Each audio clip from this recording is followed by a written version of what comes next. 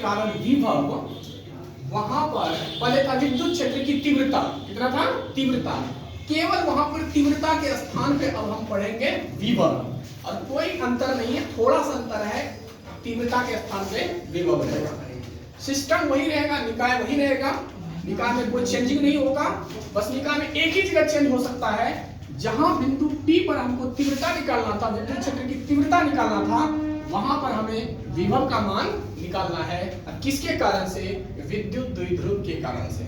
इसलिए लिखा हुआ है हेडिंग, विद्युत द्विध्रुव के कारण विभव potential due to electric dipole, ठीक है। तो इसमें तीन केस आता है, एक आता है अक्षीय, दूसरा आता है निरक्षीय, तीसरा आता है सामान्य बिंदु, मतलब किसी भी बिंदु पर रख के देखेंगे। अक्षीय होता है x पर, निरक्षीय होता है y पर 90 डिग्री, सामान्य बिंदु होता है ना तो अक्ष x होगा और ना ही y होगा, किसी भी कहीं भी बिंदु रख दो, वहां पर हम चेक करके देखना है कि v का मान कितना होता है। तो पहले हम केस में देखते हैं कि अक्षीय स्थिति में विभव की गणना करते हैं। तो देखो पहले जो सिस्टम बनाए थे विद्युत द्विध्रुव का, तो इस द्विध्रुव में एक बात और समझा देते हैं, जैसे ये P बिंदु है, तो बच्चा डिसाइड नहीं कर पाता है कि ये प्लस इधर रख दे कि इधर रख दे, कंफ्यूज में रहता है। तुम लोग पूछो अथवा ना पूछो, फिर भी हमारा काम है बताना। ध्यान रखना, जहां पर हम विभव ज्ञात कर रहे हैं, जिस बिंदु पर विभव ज्ञात करना है, और जो बिंदु तुमने लिया है उसके जस्ट बगल में हम प्लस ही लेते हैं। अब ऐसा क्यों लेते हैं, ये कैलकुलेशन पर ही बताएंगे। हमने बताया ये भी था, फिजिक्स में केवल वही थ्योरी पर बनाया जाता है जिस थ्योरी में डिस्टर्ब ना हो। जैसे मान लेते हैं कोई 2a लिया है, तो 2a क्यों लिया है, a क्यों नहीं ले सकता है, क्योंकि 2a से क्या होता है, हमारा थ्योरी आसान हो जाता है बनाने में, और जो थ्योरी को आसान करता है बनाने में, हम वही वैल्यू ले सकते हैं, दूसरा वैल्यू नहीं ले सकते हैं। यही आवेश को यदि हम यहाँ पर रख देते हैं और ये आवेश को यहाँ पर रख देते, ये थ्योरी को डिस्टर्ब कर सकता है। थ्योरी को डिस्टर्ब नहीं करे, इसके लिए हम ये आवेश को प्लस को हर हमेशा P बिंदु के नजदीक में रखेंगे और P बिंदु से दूर को रखेंगे, माइनस को रखेंगे। तो ये डिस्टर्ब कंप्लीट, ठीक है। अब देखो आगे बढ़ाते हैं। इस सिस्टम में एक चीज फिक्स रहता है, इनके बीच की दूरी 2a फिक्स रहता है, और ये बिंदु को यदि डिवाइड करोगे O से, इधर का दूरी कितना हो जाएगा a, और इधर का दूरी कितना हो जाएगा a, कितना हो जाएगा a, ठीक है। और एक बात तुमको ये भी बता देता है, विद्युत द्विध्रुव के सदैव बीच के बिंदु O से ही कोई बिंदु तुम ले सकते हो, अक्ष का, निरक्ष का, सामान्य का। तो यदि तुम अक्ष में हो तो बिंदु O से r दूरी तुमको मानना पड़ेगा इस P बिंदु तक।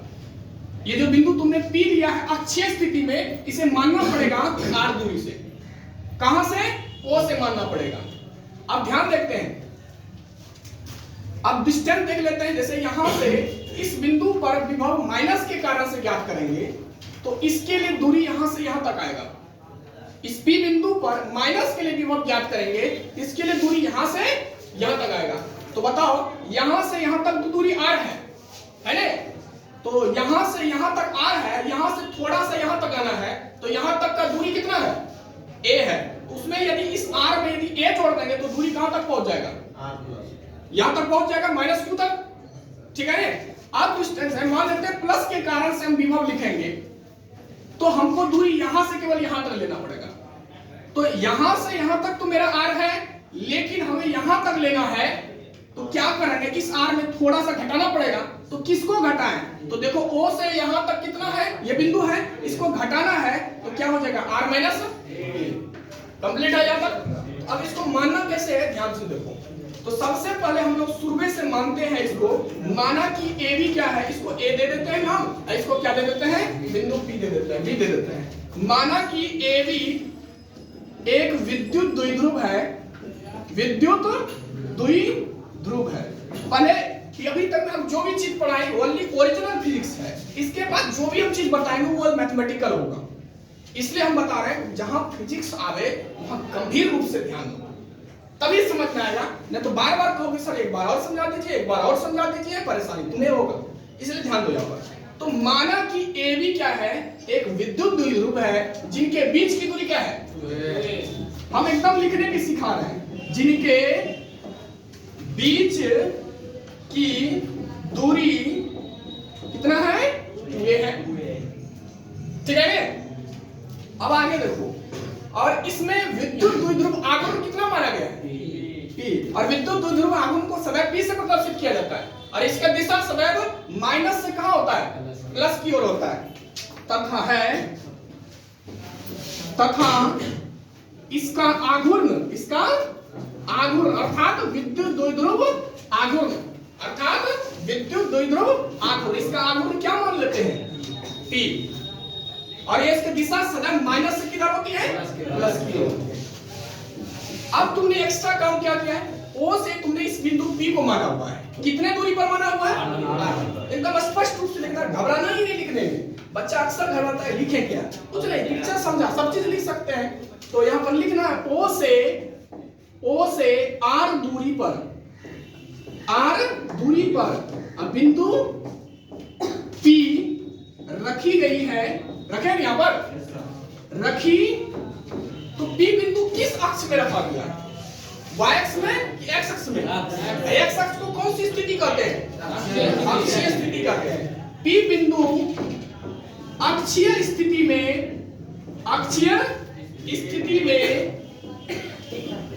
में रखी गई है।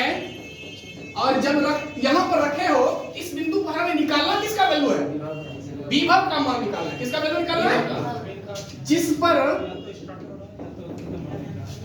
पर विभव v की गणना करना है। ध्यान से देखो, कुछ नहीं है थ्योरी में, 2 मिनट और लेंगे। अब इस चेक करते हैं, माइनस का भी इस बिंदु पर चेक करेंगे, प्लस का भी।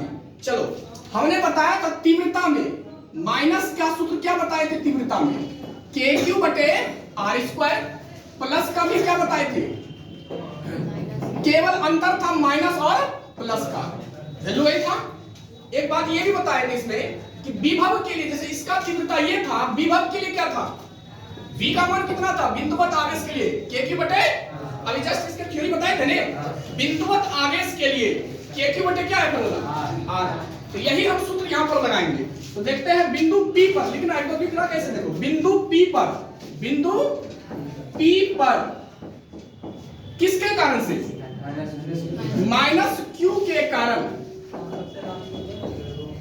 अब तीव्रता नहीं लिखना है, क्या लिखना है, विभव लिखना है। -Q के कारण विभव क्या लिखेंगे, तीव्रता या इस माइनस के लिए था तो E-Q लिखते थे, प्लस के लिए था E+Q लिखते थे। अब यहाँ V है तो क्या लिखेंगे, V-Q लिखेंगे। तो फार्मूला देख लो यहाँ पर क्या है, KQ/, तो KQ यहाँ आवेश कैसा है, माइनस में ने, इसलिए -Q लेना है, बटे क्या लिखेंगे, R। अब देखो यहाँ R चेंज होगा, इस P बिंदु पर किसके कारण से हो रहा है, -Q के कारण। तो इस बिंदु से यहाँ तक का दूरी कितना है, तो यहाँ R के स्थान पे हो जाएगा R+a। इसको समीकरण कितना मान लेते हैं। अब चलना है फिर बिंदु P पर +Q के कारण, बिंदु P पर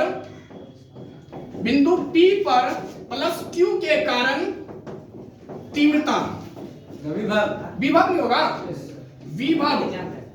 चलो, अब यहाँ -Q के स्थान पर क्या लिखेंगे, +Q। फार्मूला यही है, KQ/R।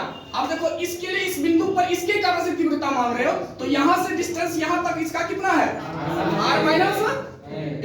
यहाँ R चेंज हो जाता है स्थिति के अनुसार, परिस्थिति के अनुसार। ठीक है, इसको समीकरण कितना मान लेते हैं, सेकंड। आज यहीं तक रहने देते हैं, कल इसके